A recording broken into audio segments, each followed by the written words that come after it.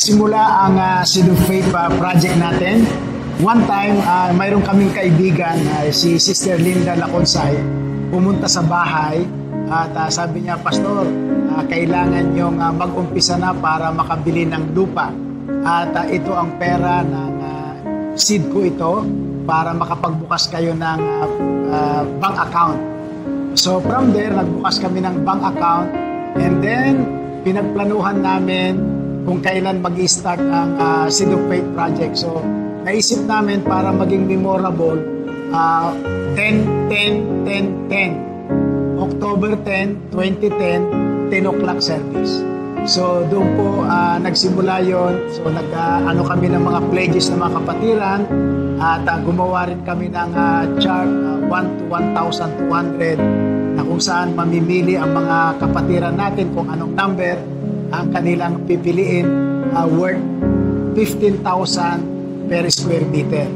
So doon po nagsimula yon, and then habang nag-iipon tayo, we keep on praying. Marami tayong tinignan na lupa until such time na sabi ko, Lord, pagod na ako, kayo na lang ang magpadala ng ahente doon sa lupa na ibibigay nyo sa amin.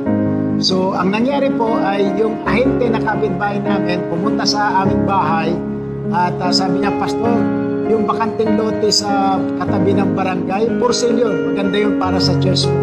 So yun po, tinawaran ko po yun dahil sabi niya 5-5. Sabi ko 4-5 na lang. So sabi niya, sige, sasabihin ko doon sa may-ari. And then the rest is history.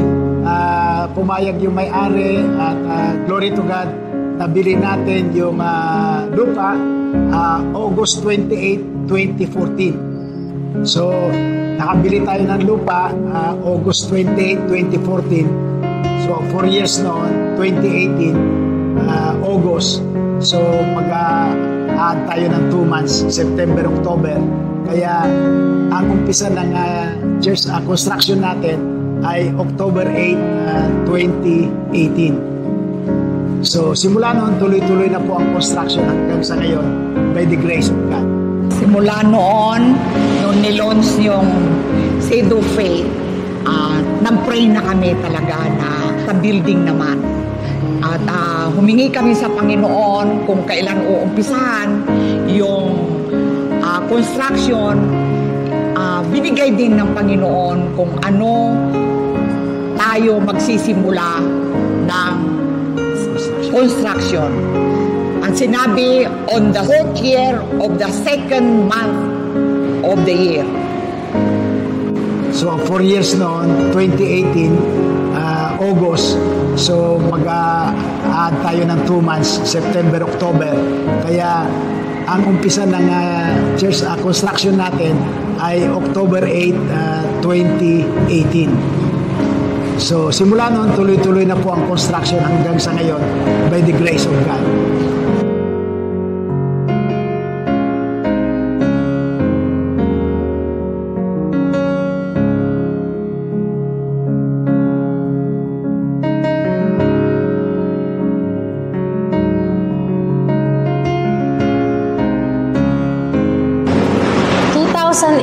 Nung narinig namin ang tungkol sa Seed of Faith project, gusto namin, pero yung estado namin sa buhay that time, mahirap talaga. At tingin namin hindi namin kaya.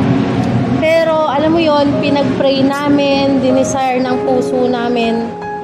At yung prayer na yon talagang lagi na siya nasa isip at puso namin na makapag-participate kami. At binigyan talaga namin siya ng effort kasi kung hindi namin siya bibigyan ng effort, hindi talaga namin siya magagawa ng kami lang. So yun, sa tulong ng Panginoon, unti-unti nakapag-participate kami, nakapagbigay kami. Yung inaakala naming maliit na kaya namin ay higit pa doon yung binigay at provide ng Lord para sa amin, para makapagbigay kami sa Seed of Faith project.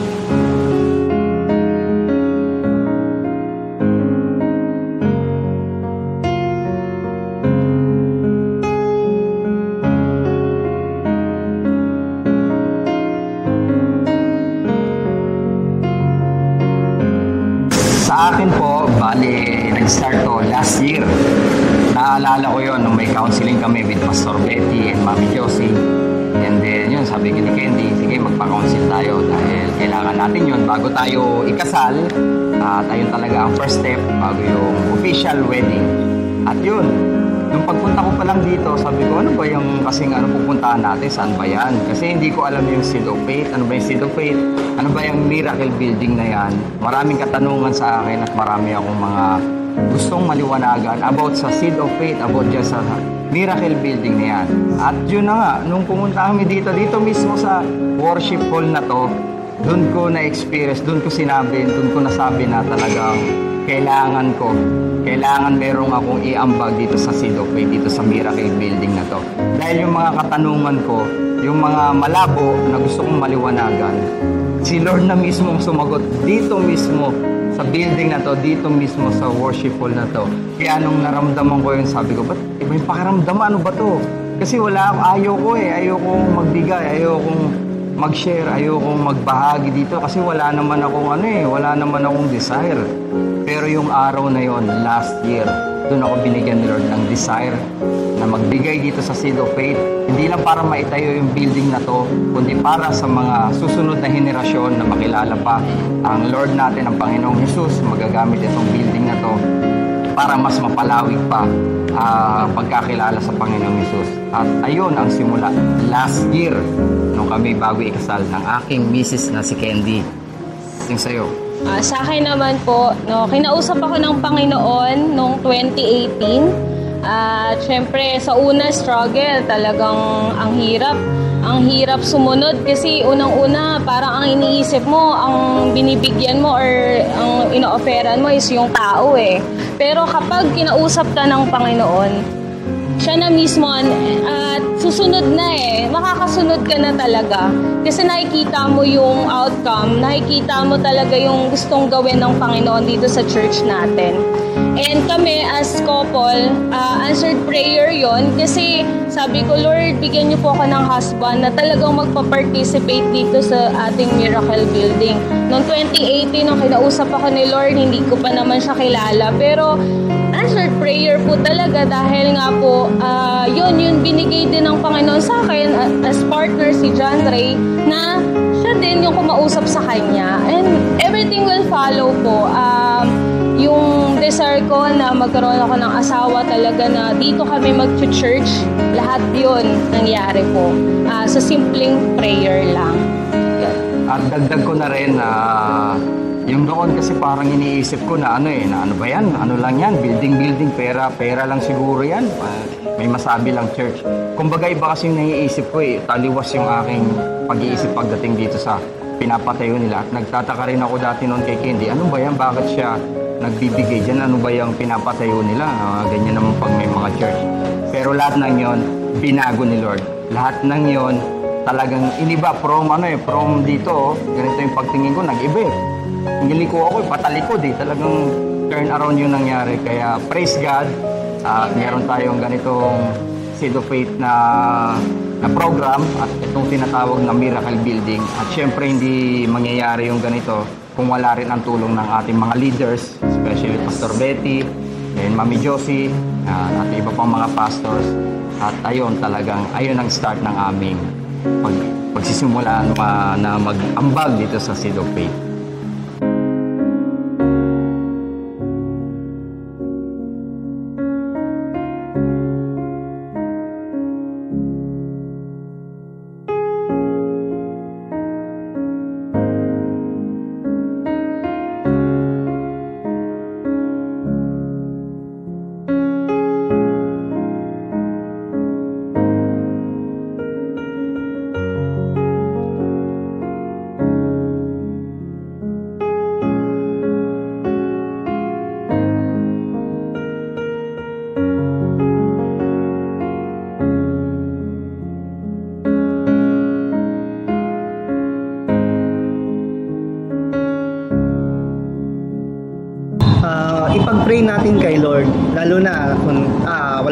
kakayahan na makapagbigay, pero nandun yung kagustuhan natin, di ba? Ilapit natin to kay Lord, ipag-pray natin to. Kasi wala naman imposible kay Lord nadidinig niya naman yung ating mga dinadalangin sa Kanya. Diba? Siya magpo-provide lahat naman ng kinakain natin, lahat ng meron tayo ngayon, lahat naman to galing kay Lord. So walang imposible, ilapit natin, ipag-pray natin.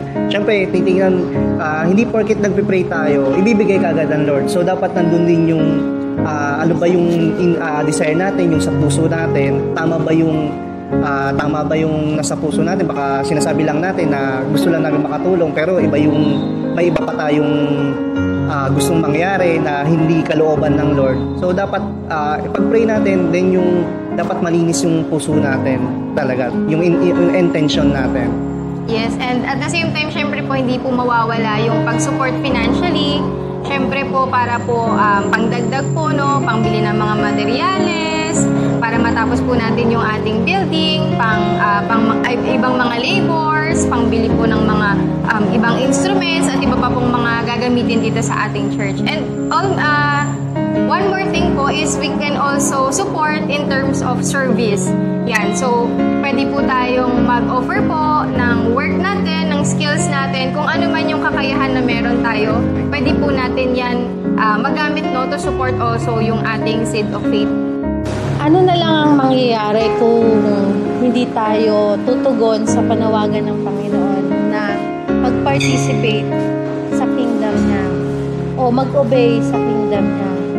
May great plan ng Lord sa bawat isa sa atin. At yung great plan na yon, yung bumuo siya ng sanctuary to worship Him kasama yung mga iba pang souls na aakayin din natin tungo sa Panginoon. At marami pang pamilya na gaya namin na naghahangad na makapaglingkod sa Lord, hindi lang ngayong generation namin, kundi sa susunod pang generation. Kumbaga nag-provide ang Lord ng sanctuary para ma-worship natin siya, para makapaglingkod tayo sa Kanya, at sama-sama tayo, marami pang kaluluwa ang maaabot ng binigay na opportunity ng Lord nito para sa atin.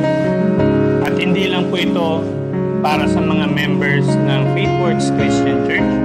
Ito po ay hindi lang para sa iilang tao, kundi ito po ay para sa karamihan na nais po na makakilala sa Panginoon. Ito po ay ang magiging sentro ng San Mateo, at hindi lamang po San Mateo, kundi nais po natin na makaabot po ang Faithworks Christian Church sa mas maraming lugar po, upang sa gayon malaman nila kung paano kumikilos ang Diyos sa bawat buhay ng isang Kristiyano. Kaya inaanyayahan po namin kayo na mag-join ng Seed of Faith Project ng Faithworks Christian Church.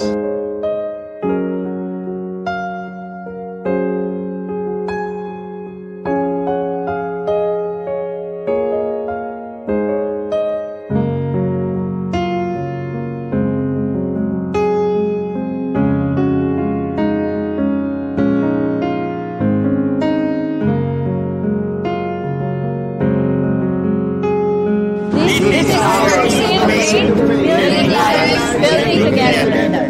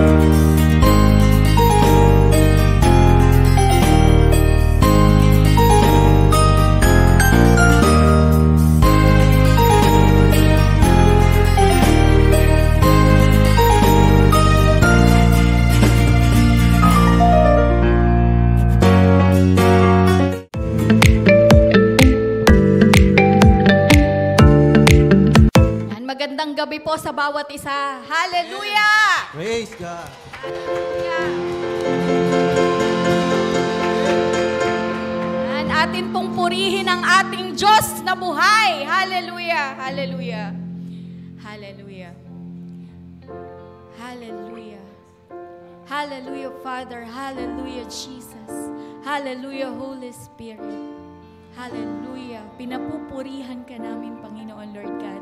Hallelujah. Lord, maraming salamat, Panginoon, sa gabing ito, Panginoon, Lord God. Hallelujah. Maraming salamat, Panginoon, sa presensya mo, Panginoon, Lord God, sa aming kalagitnaan, Panginoon. Lord, dalangin namin, Panginoon, Lord God, na mapangiti ka namin, Panginoon, sa gagawin naming pag-aawitan, pagtutugtugan, Panginoon. In Jesus' name, hallelujah. Hallelujah. Hallelujah. Maraming salamat, Panginoon, Lord God, sa inyong buhay, Panginoon, Lord God. Hallelujah. Ito po ang aming samot dalangin sa pangalan ng aming Panginoong Jesus. Amen.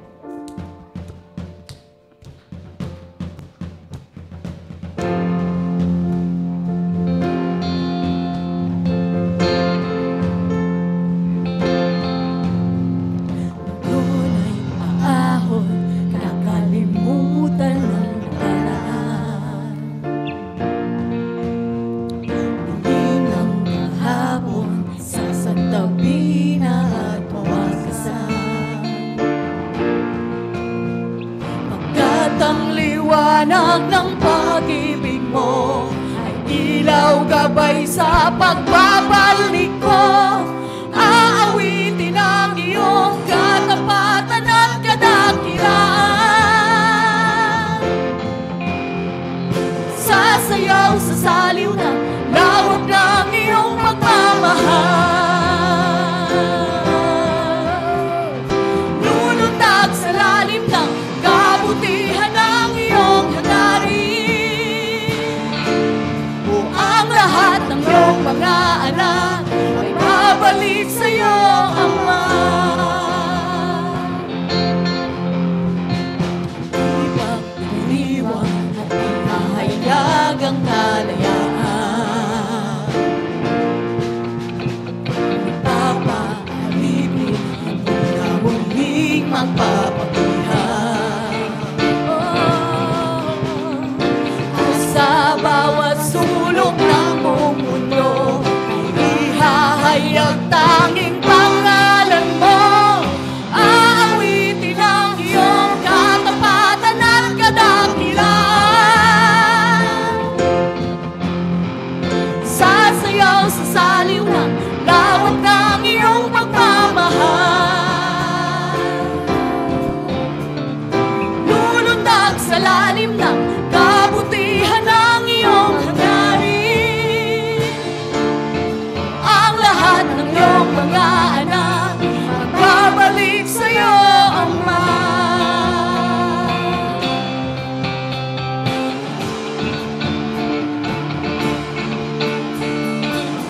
Ama, walang katulad ang pangako at pag-ibig na alay. Jesus, ikaw ang daan, tanging katotohanan at buhay.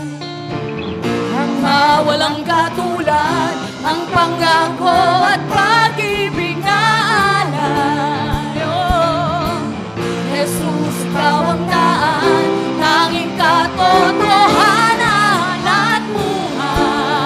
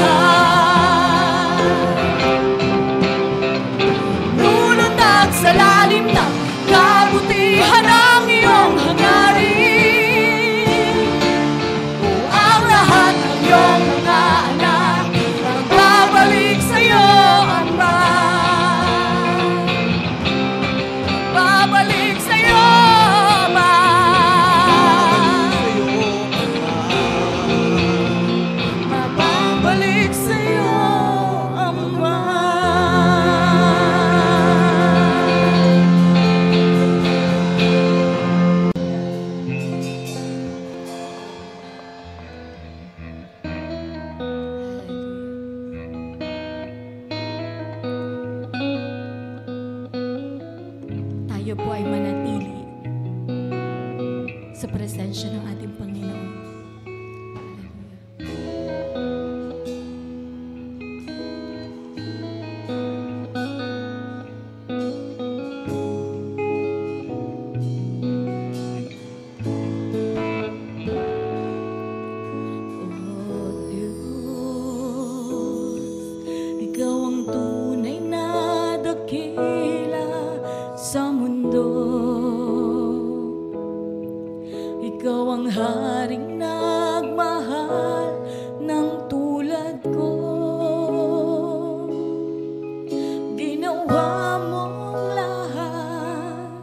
Pag-ibig mo ay tapat at wagas.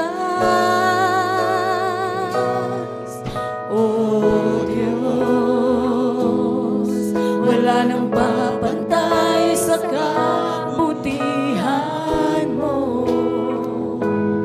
Ang ngalan mo'y itataas sa buhay ko. Sundin ang loob mo, iparinig ang nais mo. Sa lahat ng panahon, Diyos ka sa amin. Sa lahat ng oras, nariyan para sa amin. Panginoong Jesus, purihin ka. Dakilain ka sa buhay ko, aming Ama.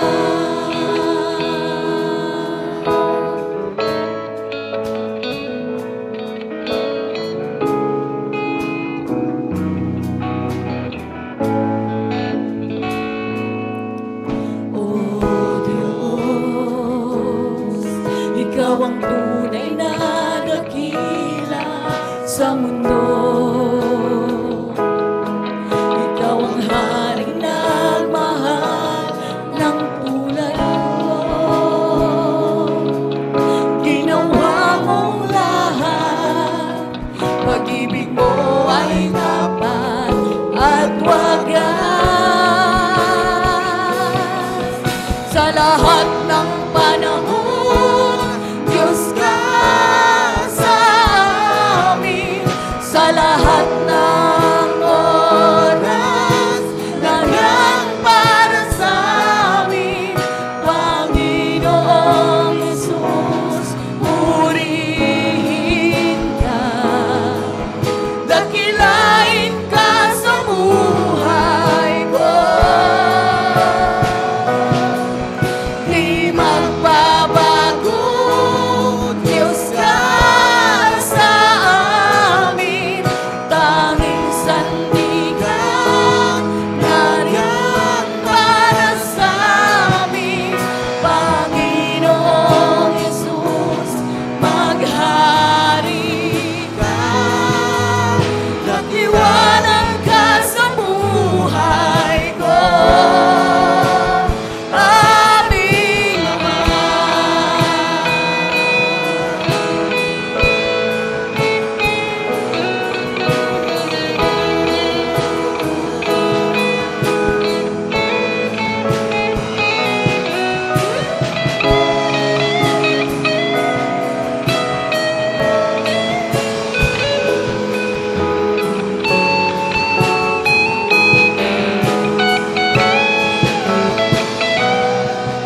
Sa lahat ng panahon, Diyos ka sa amin. Sa lahat ng oras, nariyan para sa amin. Panginoong Jesus, purihin ka. Dakilain ka sa buhay ko. Di magbabago, Diyos ka sa amin. Tanging sandigan, nariyan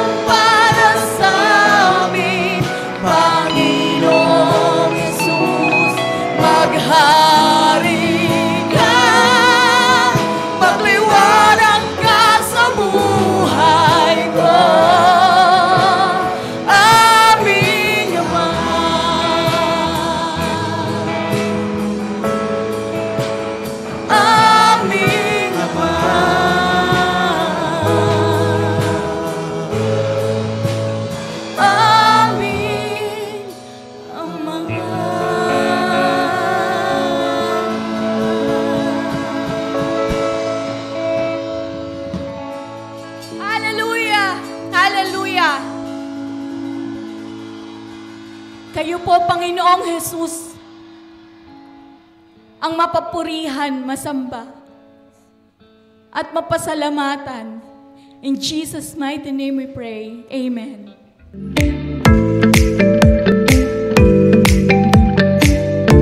Good evening po. It's Thanksgiving time. I believe excited na po ang lahat na magbigay.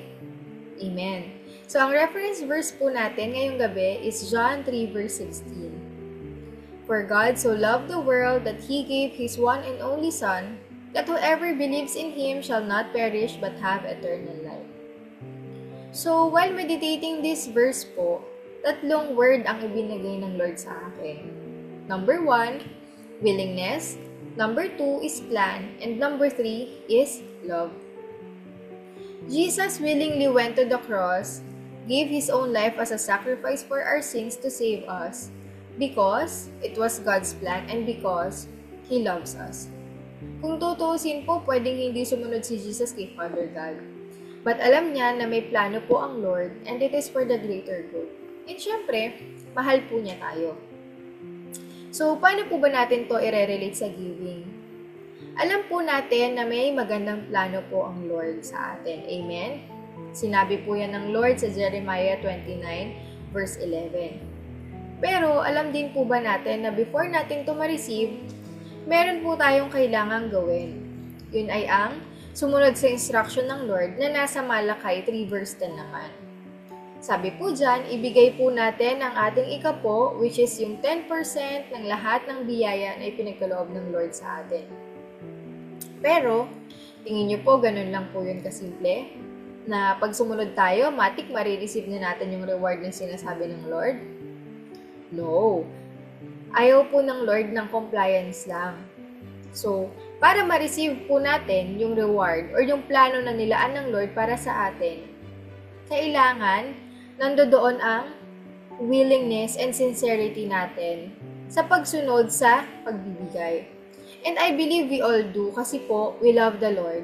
And isa sa mga kaparaanan ng pagpapakita natin ng pagmamahal sa Lord is through our giving. Amen? Ayan.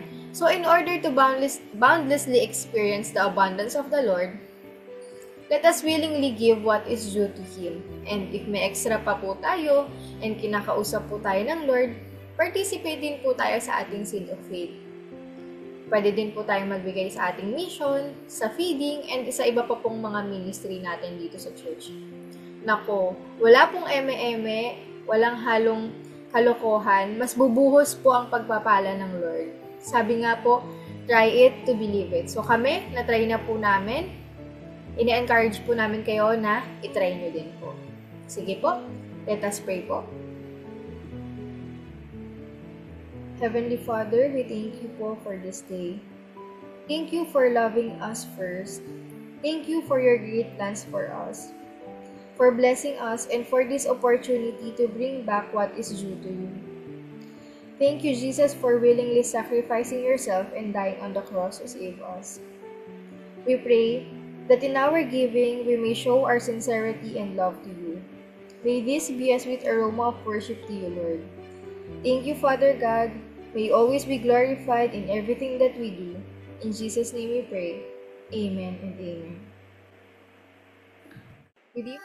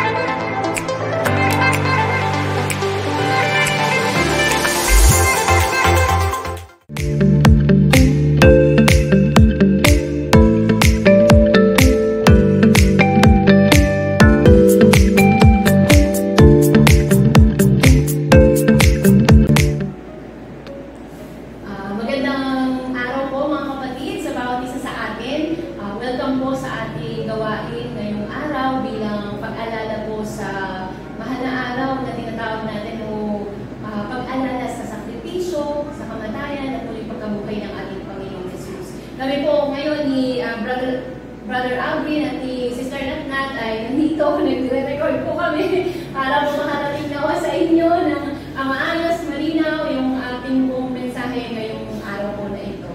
Yan. Kasama ko po si Brother Alvin para po maging bahagi po ng testimony, no, makapagbahagi siya ng kanyang katotoo, kung gaano po naging kabuti ang Diyos sa kanya sa mga panahon na siya po ay may pinagdaraanan. Alam niyo po, kahit bata, may pinagdaraanan pa rin pala talaga, no?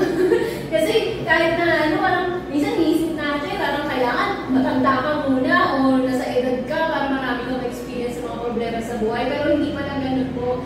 Sabi nga ng Biblia, lahat ng tao ay nakakaranas po ng mga sitwasyon na ito man po ay mahirap o may kalungkutan, no? Pero lahat tayo ay dahil na kay Kristo o nagtitiwala sa Panginoong Yesus ay maaari naman pala talagang malampasan.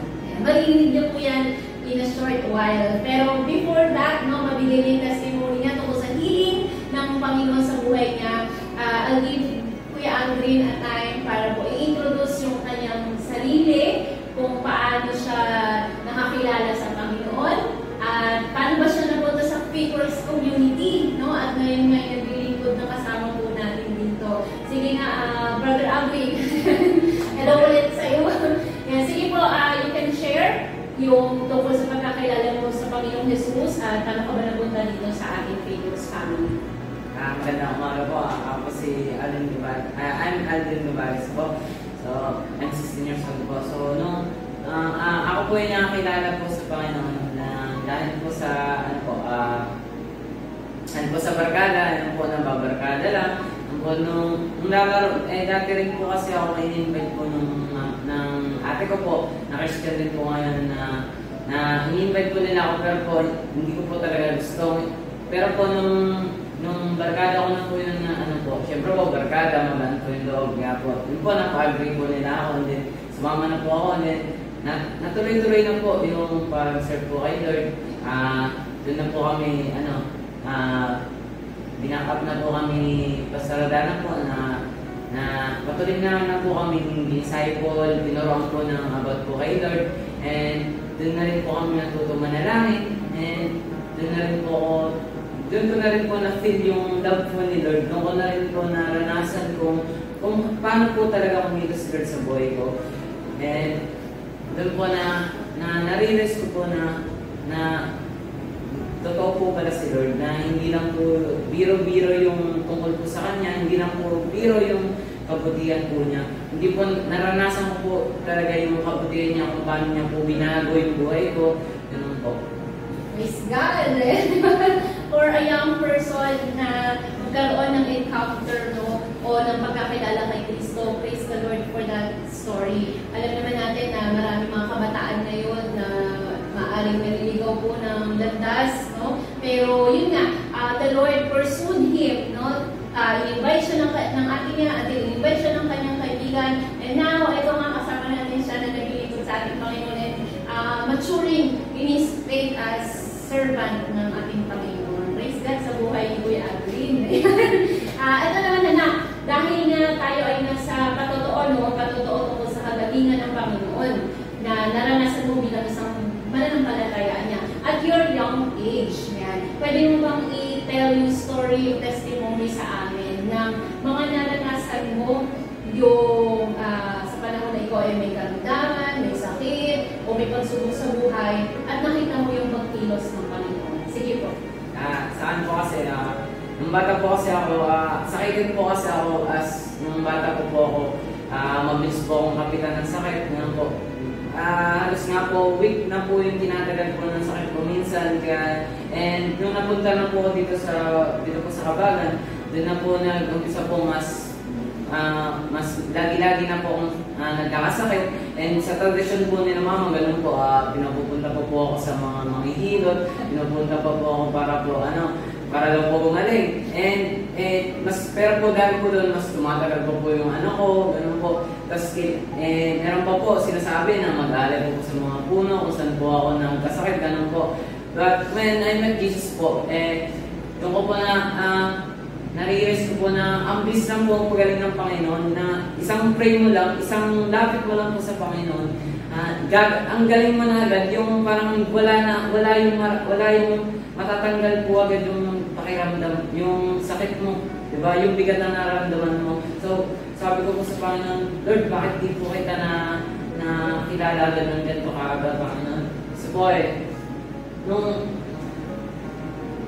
nung lagi ko na pong nakausap ko na po si Lord, nanalangin, ang bilis ko na po kumayos sa sakit ko ng lagi. Then, kapag nagkakasakit po ako, di ko na po kailangan sabihin kay mama. Then, lalapit ko na lang po siya kay Lord. Ganun po. Kaya, ganun po, napakabuti po ni Lord sa akin. And like, nung lumis lang po, nagkasakit po ako, sumakit po ulo ko, as in sobrang sakit po, na hindi ko na po kayang bumangon. And I pray po sa Panginoon na, Lord, pabangonin niyo po ako muna ako, Panginoon, para po makapag-pray, Panginoon, makapag-basa po yung salita ninyo. And tumugod naman po si Lord, hanggang po sa nakabangon na po ako, and lumakas na po ako, then salamat po, Lord, salamat po sa bigyan niyo. Praise God! Diba? So, glory to God, naiyak dito ako sa pagkukwento ni Kuya Aldrin. Kasi, it's not easy for us to trust God, especially when we're young.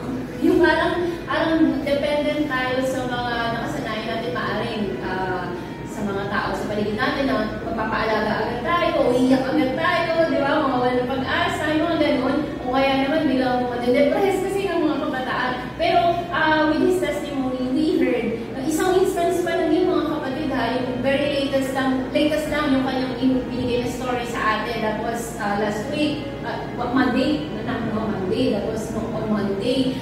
Pero marami siyang mga pagkakataon na which we are aware about kasi nga, isa kami sa mga nakasama niya o napagkakwentuhan niya na nalalakit kasama niya kapag may mga nararamdaman siya mga bagay-bagay. Kuya Alvin, pwede mo ba yung i-tell sa amin, i-share sa amin yung ilan pa sa mga naranasan mo na mga sakit na naramdaman mo, nakita mo yung miracle ng Panginoon, katulad ng binabangon siya ni Lord sa sakit niya, sobrang sakit. I know that feeling kasi ako meron ako ganun before na hindi ka na makabangon sa sobrang sakit ng ulo mo. Pero may isa ka, or may ilan pa siya ng mga instances na pwede pang makapag-encourage sa atin. Sige nga, Kuya Alvin. Meron nung ngayon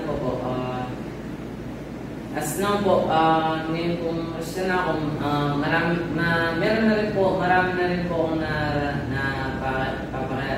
nararamdaman na sakit po. Hindi ko nga po alam kung may nga po ba ako, kung malala na po ba, pero I still trust po kay Lord na gumaling po yung mga ko kung hindi naman po talaga lagi tayong pahirapan ni Lord, diba? Lagi niya po tayong, kung hindi man hinasa na sakit, lagi niya po tayong paggalingin, tutugunin niya po yun. Pero po, meron po talaga minsan po na sakit na inalaw po talaga ng Panginoon na mangyari yun para para po guide sa atin, pagliligtas sa atin kung baka may mapahamak tayo sa oras na yun, kaya binigyan niya, kaya nagkasakit tayo, ganun po. Amen. And there was this one time din na naalala ko, very vivid kasi sa akin yung memory na yun na while we were having training dito, naalala ko ito yan. Isa kasi siya sa vocals natin po dito, na kumakanta, and at the same time musician po natin. That was morning, tapos biglang bago kami kumanta kasi we were having our devotion, tapos kinukwento niya na, ano yun nangyari sa yung sa lalamunan mo. Sige, kwento mo nga yun. Bumaon po. Nakinig niyo po ba yun? Bumaon. yung pagbangon ko po, parang hindi ko po nararamdaman po yung paglunok ko po. Hindi ko nararamdaman. Parang hindi po ako makalunok. Okay. Tapos, sinabi ko po yung sila pastora, nang pinag-pray po nila ako. So, I'm blessed po ako doon kay Lord. Super thankful po ako kasi po meron po akong mga kapatiran po na nanalangin para sa akin. Para rin po sa kung may sakit man po ako na hindi ko po kayang hindi ko po alam yung gagawin, pero po nandiyan po sila na magbibigay po ng advice and ng rin po makapag-pray rin po sa akin para po sa kagalingan. Ano nangyari doon mo? After nun? Bumalik po agad nalunok po. Nung po, pag-uwi agad, kain agad, lunok agad. Di ba po? Parang sa mga tao na maaaring makakaranas noon, syempre di ba may stress na kasama yun, di ba? Kakabahan ka nun hindi ka makalunok. Not only because kasi yung mga time ng mga COVID, yung mahirap din lumunok, no? Pero this time normal na ulit. So hindi niya alam, o hindi namin alam saan galing yung nawalan ng paglunok, hindi siya makalunok. Tapos, with prayers and hope sa Panginoon, tulad ng sinabi niya, actually, naging instant yung healing Lord at that time, no? Yung isa niya sakit, sinabi niya, sakit na ulo, parang ilang araw din ng di ba? Bago siya nakabangon talaga ng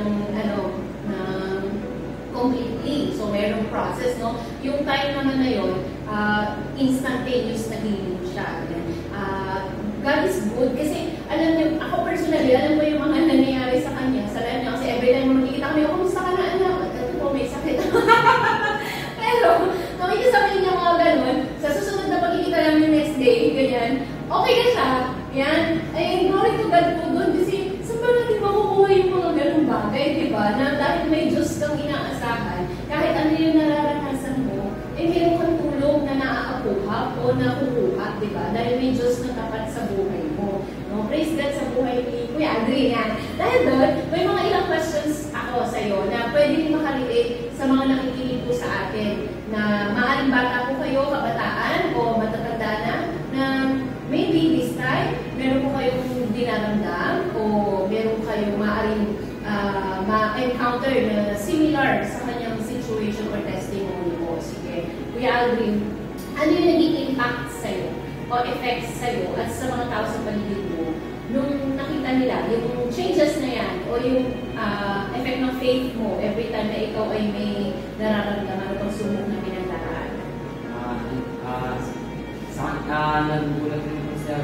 Nagulat po sila na yung masakit dito po, ganun po, gulat na po sila, ang galing po, gumagaling po agad ako, sabi. And I praise God naman po na gumagaling naman po agad ako. And yung impact naman po ng faith ko sa kanila, na ano po nila, parang pong galing naman po ng Lord mo, ganun, napapaano po sila, napapawa po sila, hindi po sa akin, hindi po kay Lord, ganun po. So, ganun po epekto ng Lord. Ganun po yung epekto kapag si Lord po yung kumikilos sa buhay mo. At hindi yung, yung sarili lang, yung tradisyon, ganun po. True, ayan, di ba? So, kumbaga hindi niya kailangan na sabihin sa mga tao na, Kristyano ako, ganyan, tapos ipagmayabang balik kung ano yung mga bagay na meron siya o naranasan niya. Pero, because of those circumstances, di ba, na difficult sa kanya at that time, nakikita ng mga tao yung glory ni Lord, yung kaluwalhatian ng Diyos, na, yung faith niya, grabe.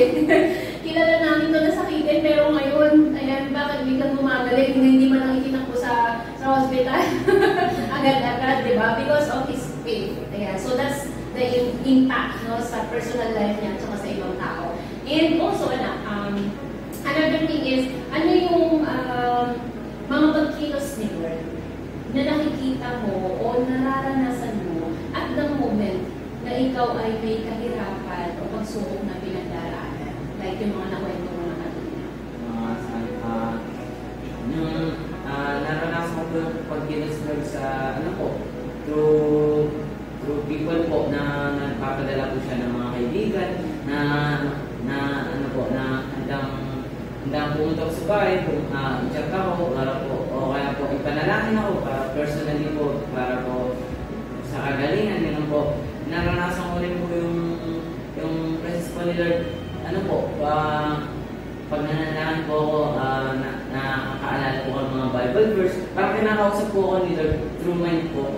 Ganun ko po naranasan si Lord na parang ka na lang po nababaliw ba na kung parang kinakausap mo sarili mo, pero iba yung kinakausap mo, holy po yung kinakausap mo.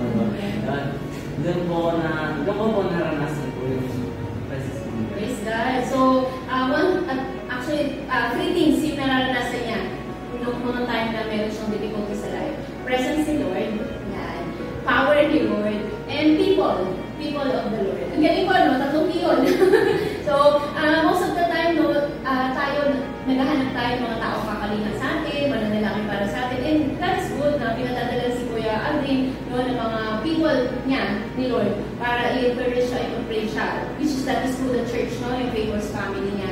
And also yung presence and power ni Lord, like na-mention niya kanina, because of prayer, yung pananalangin niya, hindi masinya sa Panginoon, yung pagbabasa niya, meditate niya ng Word of God. So, in that way, kahit na may mga pinagdaraanan siya, or no matter how difficult the circumstance was, at that time, meron siyang inaasahan. Bakit? Because of the presence, power, and the people the Lord is sending. Our bride is sending. So, praise God, no?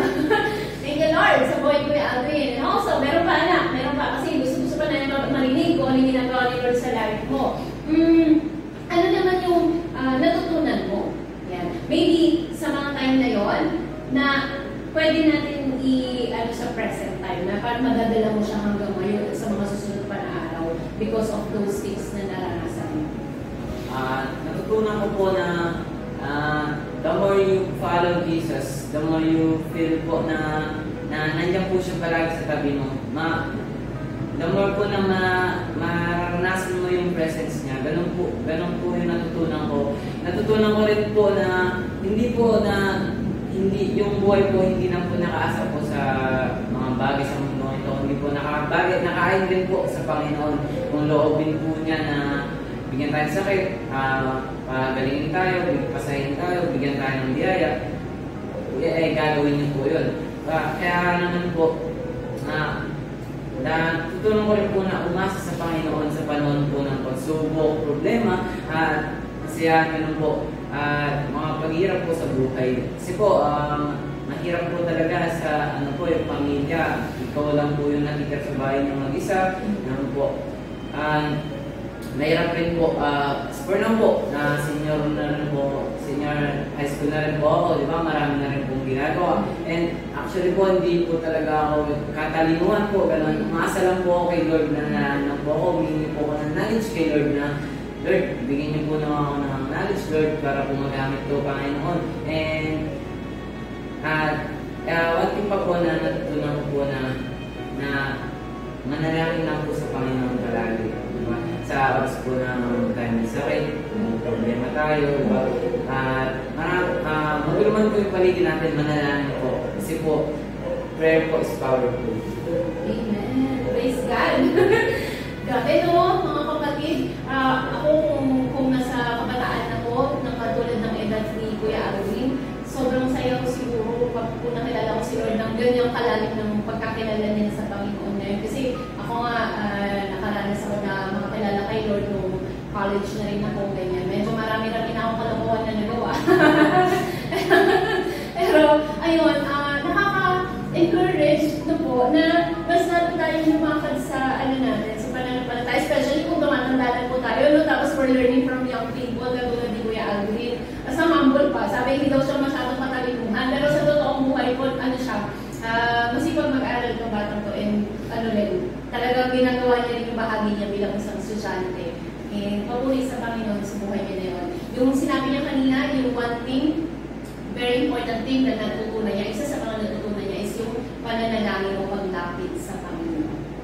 And I know you can relate to that kasi yun nga, bilang mga anak ng Diyos, no, there's no way naman na masusolusyonan natin yung ating mga pagsubok sa buhay kundi lumapit sa ating Diyos sa pamamagitan ng ating Panginoon Jesus. And finally, ito na Kuya. Finally, before we go to the Word of God, Kuya Andre, meron ka bang mga mensahe or at least points to remember ng mga nakikinig sa atin at ako rin yung matututunan ko na makaka-encourage sa bawat isa na nakikinig ngayon, ano man yung pinagdadaanan nila sa buhay nila, sitwasyon nila ngayon, na you can tell them to be encouraged, just like how the Lord worked on you during those times na ikaw ay nagkakaroon ng mga pagsubok. First thing po, iasa, wag po tayong laging, iasa sa Panginoon yung mga bagay. Opo, umaasa po tayo sa Panginoon dahil sa pananampalataya natin, pero wag rin po natin iasa sa Panginoon yung lahat ng bagay, di ba? Kasi si Lord po, si Lord po gumagawa po ng paraan. Tayo naman po yung gagawa po ng action para po ma-fulfillin po natin kung ano po yung kailangan natin at yung kailangan lang po talaga natin yung guide ni Lord and through prayer po, diba? And kung hindi po natin kinikilala si Lord ng buong puso po natin, kilalanin na po natin siya. Kung ano po yung naranasan po natin, yung mga blessings, kulang po po yan. Diba? Pag si Lord po nakilala nyo, sobra-sobra na po ng blessings na kuha nyo. Kasi po, na kay Lord na po lahat. Nasa Kanya na po yung comfort. Diba?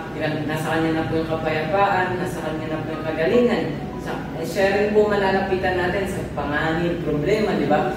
Kaya, follow Jesus po mga kapatid. Hindi lang po yung nagbabasa tayo ng salita niya, hindi po manalangin tayo. Sundin rin po natin yung kanya pong salita na mag-create po sa atin para po sa paglakad po natin sa kanyang pananampalataya. Kung di rin po tayo mga tisod, di rin po tayo mga tuksubo ng diablo, di ba? And one thing po kapit lang po tayo kay Lord sa panahon po ng problema. And kahit feel lang po natin na hindi po natin na-feel yung presence niya. Gano'n rin po sa akin minsan po gusto ko na po bumitaw sa pananampalataya, pero sabi ko, napakabuti na rin sa akin. Ang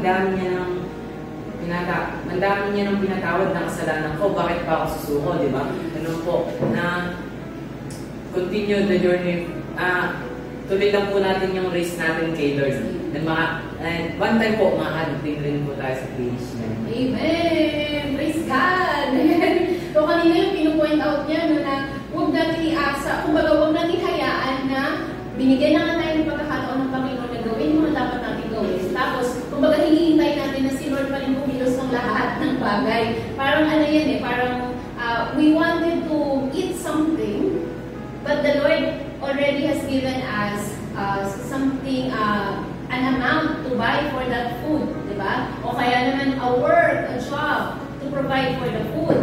Pero, or kaya naman meron ka na sa kitchen mo ng pagkain. Ganyan. Pero, gusto mo talaga kumain, binigyan ka na ng Diyos ng paraan para kumain. Pero ayaw mo naman bumambon, ayaw mo naman kunin yung pagkain na yun, ayaw mo naman trabahuin, para maluto, para makain mo. Minsan kasi sa atin, gusto natin isusubo na sa ating lahat, di ba? But that is not how God works, di ba? The Lord partners with us. He gives us, tulad ng mga binanggit niya, binigyan tayo ni Lord ng karunungan, di ba? Kino-comfort tayo ni Lord, binibigyan niya tayo ng kalinga, so that tayo naman ma-exercise natin yung faith natin, di ba? Yung paglapit natin sa Kanya. At yun na, mamunga yung ating pananampalataya sa mga magitan ng ating mga gawa.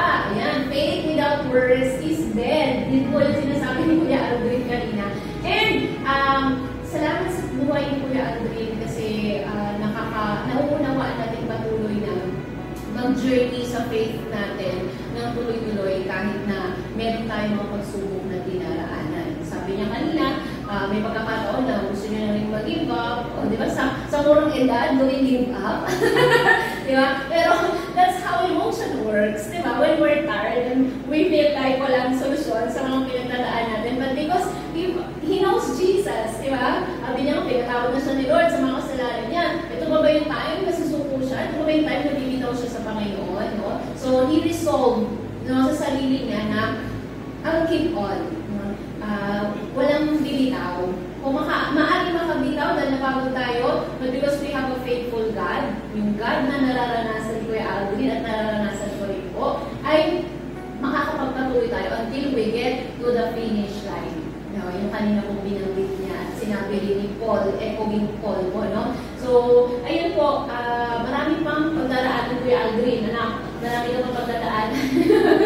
Tayo lahat, kasi atin marami pa tayong pagdaraan sa buhay, pero just like what you said, keep on, no? Tuloy-tuloy lang, at makakarating tayo sa finish line, yung journey natin, because of the faith that the Lord has given us through Jesus Christ. Amen! Ayan. Thank you, anak, sa iyong pananaw na yan at sa iyong testimony. So, ngayon naman po mga kapatid, alam ko na-encourage kayo, natuwa po kayo sa mga mensahe na na-receive ninyo and dito sa aming conversation ni Kuya Aldrin.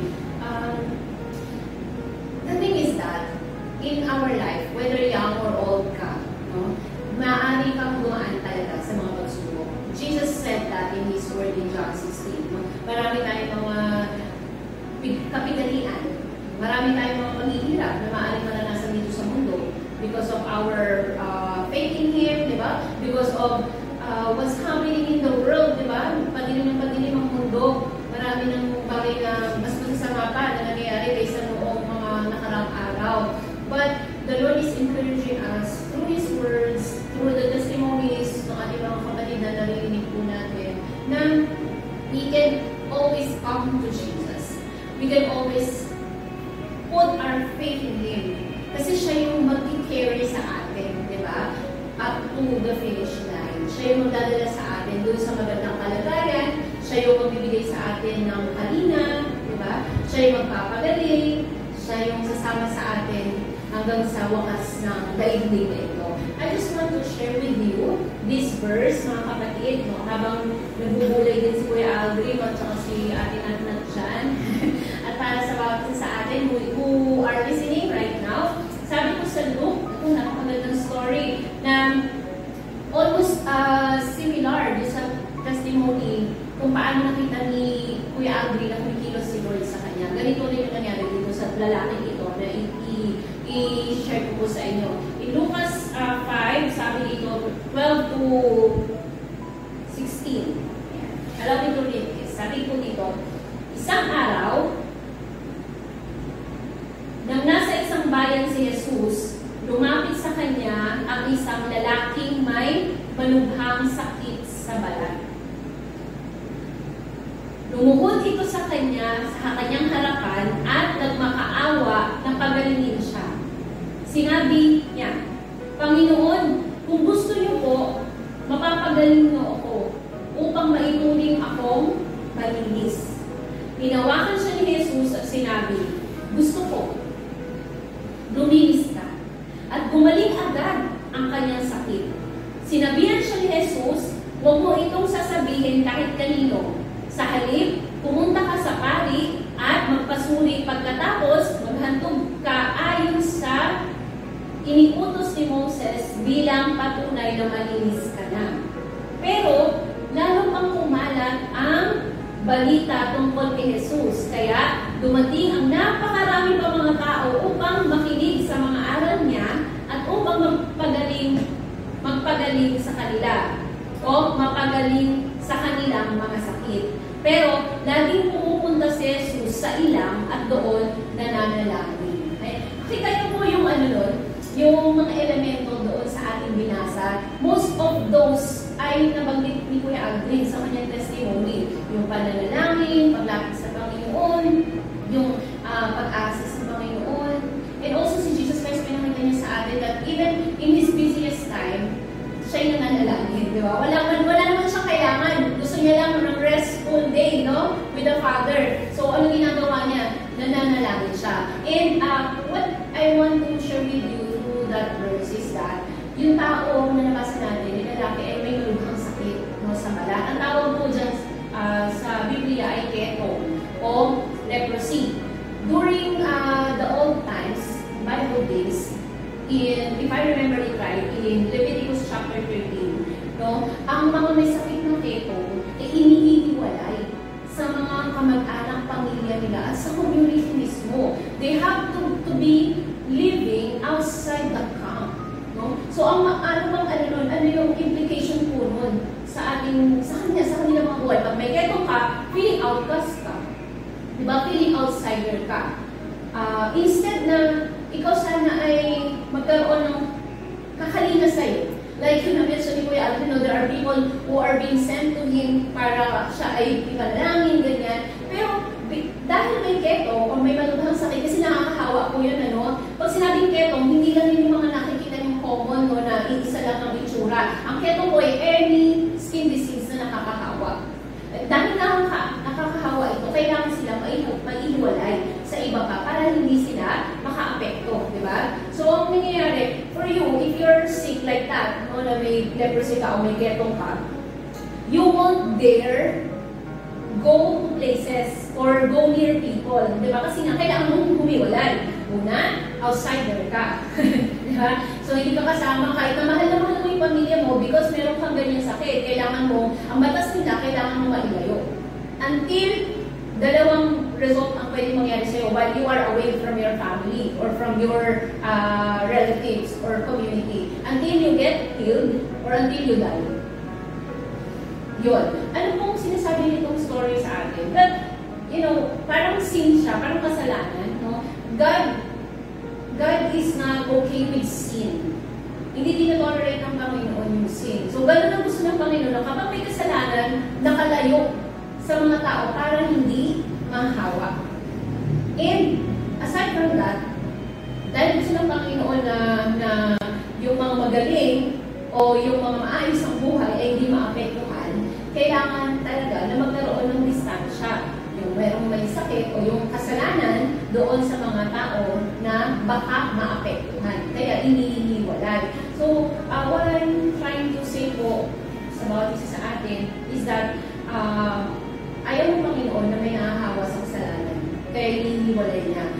The same story with us sa gospel, no? Na there is a bad news.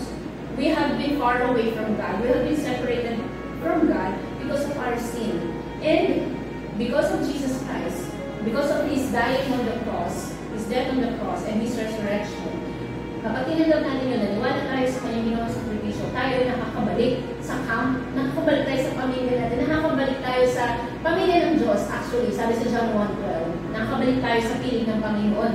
Ang gusto po ng Panginoon sa atin is that we don't live in sin. God wants us to be healed. Gusto ng Panginoon na gumaling tayo, maging magaling tayo, no? Maging matuwid, no? Sa pamamagitan ng kanyang ginawa sa krus ng Kalbaryo. So, there are three things, I guess, no, just for the sake of our conversation ngayon, may tatlong bagay doon na napansin ko na ginawa ng may ketong. Una, dapat hindi siya lalapit sa kayo kanina, di ba? Pero because he has faith, he knows that Jesus Christ was on that place. Ano ginawa niya? Tinanggal niya yung takot niya. Tinanggal niya yung baka isipin ng mga, bakit ako nandito ng mga tao? Isipin niya, gano'n baka batuin siya, di ba? Or i-judge siya. Nilamon niya lahat ng mga bagay na nakakahiya para lang makalapit sa Panginoon Jesus, para makatawad sa Panginoon Jesus, di ba? And lumuhod siya sa Panginoon. So, ano ibig sabihin nun? Prayer. He came to Jesus, he knelt down to Jesus.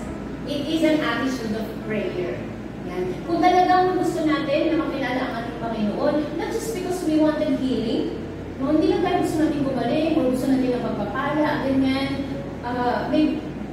but because in this case, kailangan niya ng kagalingan, no, para to see the picture, lumapit ka sa Panginoon. Kaya ano sitwasyon mo ng buhay natin, lumapit tayo sa Panginoon, di ba? Throw ourselves at the feet of Jesus. Ganun yung ginawa nung taong may ketong na yun. Lumapit siya sa Panginoon, hindi niya hinayaan na pigilan siya ng mga tao or kahit anong judgment sa kanya maaari, no? Hinayaan niya lang na mangyari yung mga yun basta makapunta siya kay Jesus Christ. Another thing is that, sabi niya sa Panginoon, Lord, kung willing po kayo, magiging palinis ako.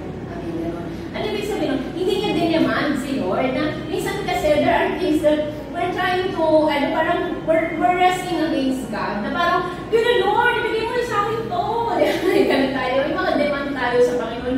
Lord, sumasama naman ako sa inyo nagsaserve naman ako ginagawa ko naman yung gusto niyo. Babasa ako ng Bible. Ginawin ko yan, di ba? Nag-offer naman ako ng mga kaloob ko sa inyo. Share ko pa nga ang gospel Pagalingin niyo na po ako, di ba? May mga instances na pinapatulan ni Lord John, di ba? May mga story ganun sa Bible. But there are also instances which we can learn from this man. Nag-humble down siya sa Panginoon. Sabi niya, Lord, kung gusto niyo po, kung kalooban niyo po, gagaling po, magiging malinis po. So, in our prayer, kasi first in prayer, di ba? In our prayer, there is also humility. Diba? Na i-honor natin kung ano ba yung will ng Lord. Kasi there are times also na may mga instant na healing tulad na naranasan ni Kuya Aldrin dito sa kanyang lalamunan. Diba? Tapos yung dating mga tumatagal niyang sakit, biglang nung nagkakilala siya sa Panginoon, biglang mas bumilis na yung paggaling niya sa sakit. Diba? So may mga ganong mga scenario po. But we don't know how God works. But we can learn from His words. So, kung ano man yung tinuturo sa atin ngayon sa Luke 5 na binasa po natin is that when we pray, we also humble ourselves before God and submit to Him kung anong decision niya. Diba? O kung gusto natin gumaling, at napaka-maawain ng Diyos sa atin. Diba? Gusto niya ng mabuti para sa atin.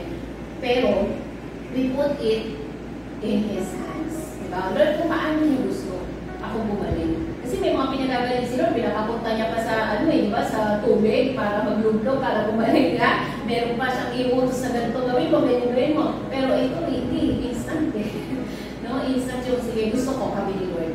And, yung prayer, and in our prayer, be humble. Let the will of God happen. Not because that's what we want, but because that's what He wants. And or He wills rather. And thirdly is that si Lord, personal God siya, si Jesus, personal God siya. Bakit? Kasi ang keto, kung may sakit sa balat, hindi mo pwede hawakan. Bakit? Kasi nakakahawa.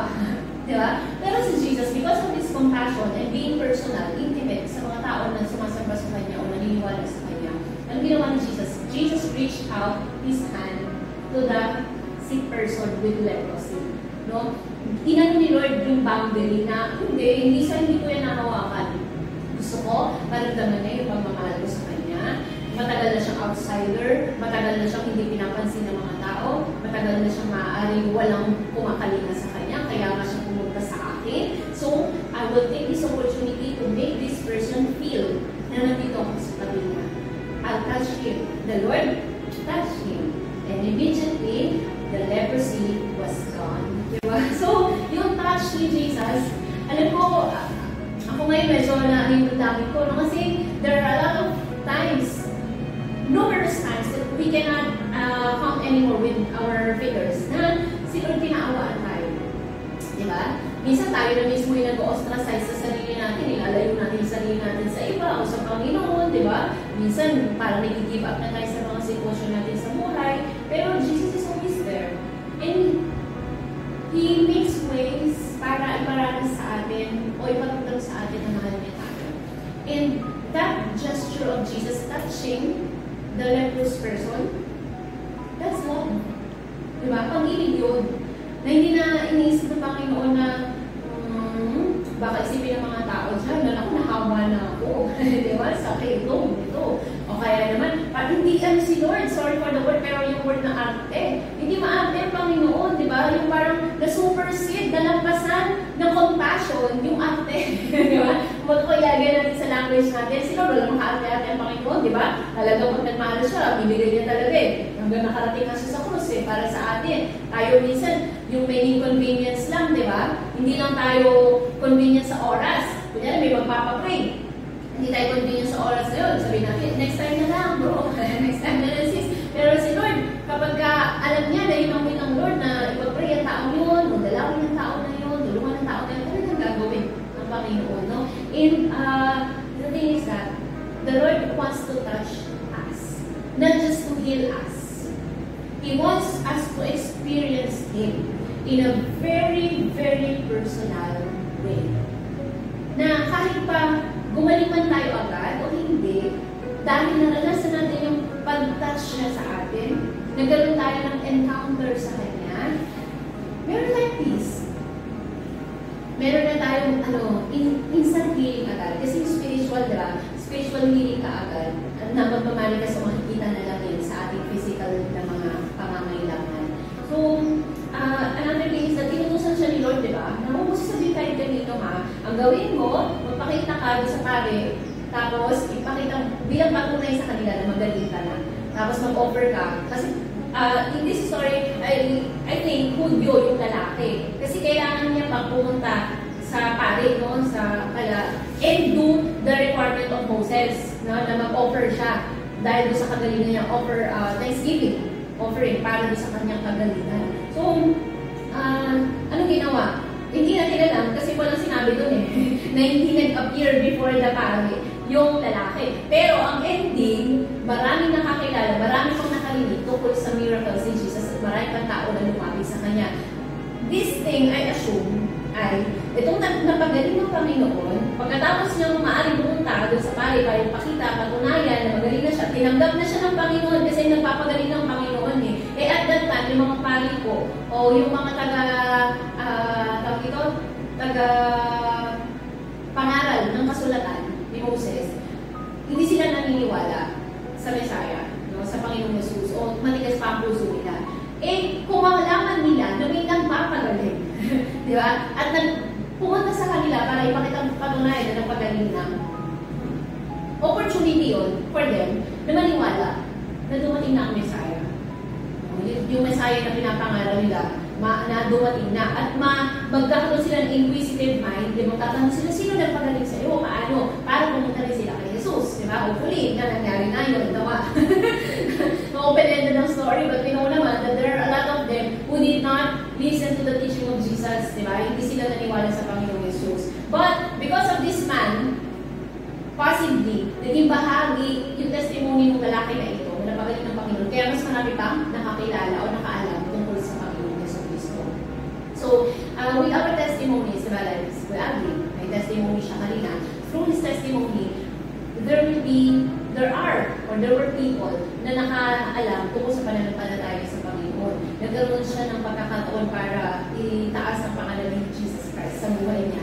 And in the same way, siya mismo, patuloy siya nagpapagaling grabe sa Panginoon kasi he keeps on experiencing, di ba, yung mga pagkilos ng Panginoon. And he knows God is true and trustworthy ang Panginoon. And last thing, as we close po, no, na si Jesus Christ, doon sa dulo makita ninyo, ang dami na malapit sa Kanya, di ba po?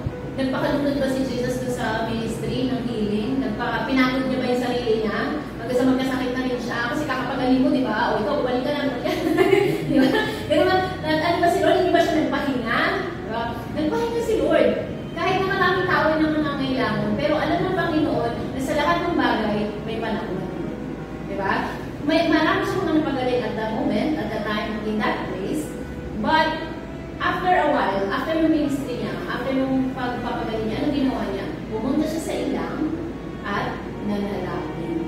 So, makikita natin doon yung pagkakaroon ng human flesh ni Jesus na siya rin, kailangan niya rin ng rest, di ba?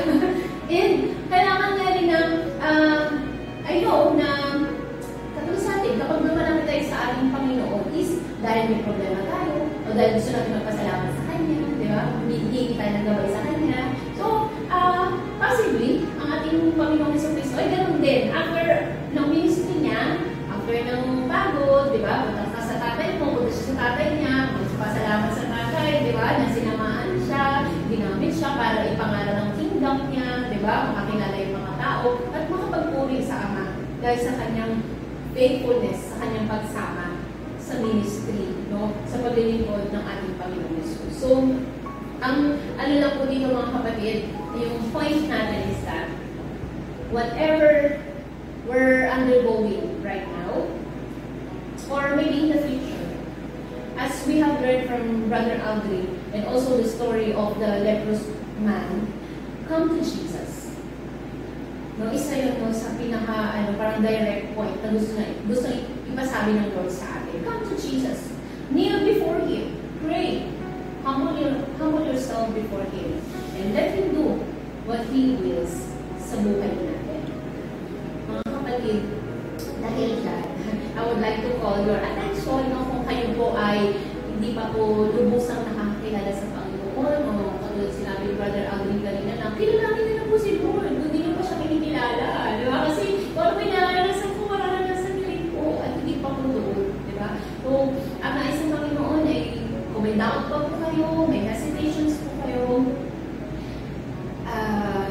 I pray na magkaroon po kayo ng desire, buksan ni Lord yung mata nyo, yung puso nyo, para po tanggapin ang Panginoong Jesucristo sa buhay niyo bilang Diyos at ang Pagligtas po.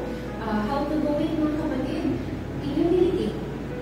Tell the Lord that you have sinned against Him. Nakasala kayo, katulad namin, sa Kanya, laban sa Kanya, at tinatanggap niyo po yung binigay niyang regalo sa inyo, si Jesus Christ. Nananampalataya kayo kung Jesucristo bilang Diyos at tagapagligtas ng buhay ninyo. And after that, tell the Lord na, Lord, gamitin niyo po yung buhay mo. Mapatotoo na kayo ay mabuting Diyos at kayo ang tagapagligtas. Okay po yan sa inyo? So kung yan po ay handa kayong gawin, I challenge you po that after this preaching or after this message, pagpatay niyo po ng inyong mga gadgets, huwag po na kayong tumayo o huwag po na gumawa ng anumang mga bagay, manalangin po muna kayo at gawin niyo po yung panalangin na yun as guide to you sa inyong pong paggamit at pagkilala kay Kristo. And as we end this, mga kapatid, kasama ko pa rin po si Kuya Aldrin at si Ate Natnan, ang director, yes? At nagpapasalamat po kami sa oras na binigay niyo sa amin para po makarinig ng encouragement through testimonies and encouragement through the Word of God, the work of Jesus Christ on the leprous man. So ngayon po, I would like to call on everyone para po sa ating pananalangin. Kung ano man po yung mga pinagdadaanan niyo ngayon, may pagsubok po kayo ngayon, may sakit, na katulad ng kay Kuya Aldrin na naranasan niya, o iba po sa story niya. One thing I would like to tell you mga kapatid, Jesus is present. Nariyan siya. Nasaan man po kayo. You just have to come to Him. And that's what we're going to do right now as we pray. Let's pray. Aming Panginoon, maraming salamat po sa iyo pong mensahe ngayong araw, Panginoon, Lord, nakarinig kami ng paalala sa pamamagitan ng patotoo ng aming kapatid at gayon din, Lord, paalala sa pamamagitan ng iyong mga salita. Father God, maraming salamat po na binigyan niyo po kami ng pagkakataon para makarinig ng mga mensahe dito. Lord, sa oras na ito, kung meron man po sa aming kalagitnaan ang nakakaranas ng mahihirap na sitwasyon, pagsubok sa buhay, mga mahihirap na desisyon na kailangan nilang gawin, mga bagay na pinanghihinaan sila ng loob, Panginoon, mga problema na gawa ng iba, Panginoon, sa buhay nila. O Lord, meron mga nakakaranas ng kapighatian, kawalan, kamatayan. Ano man ito, Panginoon, na mga pangangailangan sa buhay na nagpapahirap o nagpapabigat ng kanilang kalooban. Panginoong Yesus, pumaroon po kayo sa kanilang lugar, sa kanilang kalagitnaan, Panginoon, sa oras na ito. Lord, mangusap kayo sa kanila, katulad ng pangungusap niyo sa aming kapatid, kay Kuya Aldrin, at katulad din mo, Panginoon, ng pangungusap niyo dito sa taong may sakit, malubhang sakit sa kanyang balat. Lord, hayaan niyo po, Panginoon, na magkaroon ng desire ang puso ng bawat isa sa amin na lumapit sa inyo, O Diyos, magpakumbaba sa inyong harapan, Panginoon. Lord God, na ang kinin po na kayo ay mapagkakatiwalaan, na kapag tuwing kami lalapit sa inyo, O Diyos, kami po ay hindi niyo panindihan, Panginoon. Kayo po ang kakalina sa amin. Hindi niyo kami magtatalikuran. Bagkus, Panginoon, ahawakan niyo pa kami at ipaparanas niyo sa amin ang pag-ibig niyo at ang inyong comfort, Panginoon. Lord, we pray in the name of Jesus right now, O God, for those we have mentioned, Panginoon, na mga circumstances or situation na mahirap, Lord, na nararanasan ng mga kapatid, Panginoon, sa oras na to. Lord, will you come to them? Will you help them, O Lord, and guide them, O God, that they may come to you, Lord, in humility and expectation, O Lord, that you are willing, O God, to heal them, even right now, Lord, in the name of Jesus. That you are willing, Lord God, to show them how you care for them, Lord, how you love them, Lord God, and how you want, Lord, to be with them, in the name of Jesus. Lord, ngayon po, Panginoon, nananalangin kami ng kagalingan para sa mga nakikinig, Lord God, in the name of Jesus. Lord, mula ulo hanggang paa nila, mula sa kanilang dugo hanggang sa kanilang balat, ano man yung nagpapahirap sa kanilang katawan, O Diyos na nagpapagaling, Diyos na makabagin, ipuhin niyo po, Panginoon, ang bahagi ng katawan nila na iyon na sila'y makaranas ng iyong kagalingan, in the name of Jesus.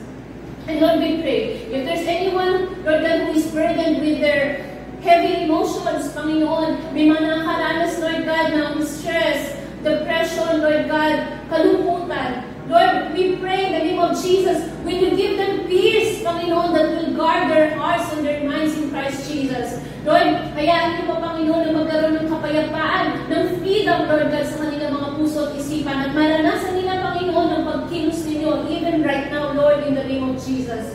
And God, we pray, kung meron na sa kanila, Lord, na nagdududa pa sa inyo, Lord, sa mga oras po na ito, Lord God, will you open their hearts to receive you as their Lord and Savior and put their faith and trust in you, to follow you, Lord God, in this journey, Lord, sa kanilang buhay. Ama namin sa langit, maraming salamat po. God, we know that you work all things for good for those who love you and for those whom you have called for your purpose. Lord, may layunin kayo sa lahat ng pagsubok, may layunin kayo sa lahat ng bagay. Ano man po ito, Panginoon, matatagpuan namin ito dahil kasama namin kayo, O Diyos, at mapagtatalubayan namin ito. Maraming salamat, Panginoon.